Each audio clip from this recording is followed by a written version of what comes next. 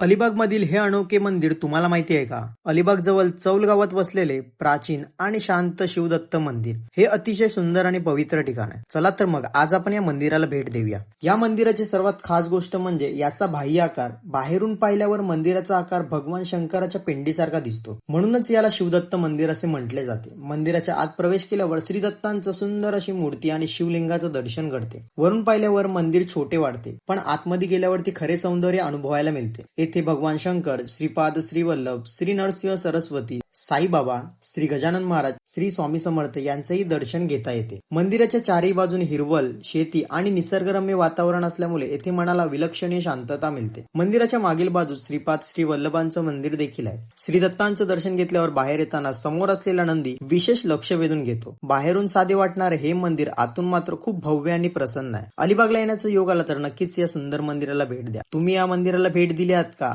तुमचा अनुभव कमेंटमध्ये नक्की सांगा आणि असेच नवनवीन ब्लॉग बघण्यासाठी आपल्या मराठी पेजला नक्की फॉलो करा.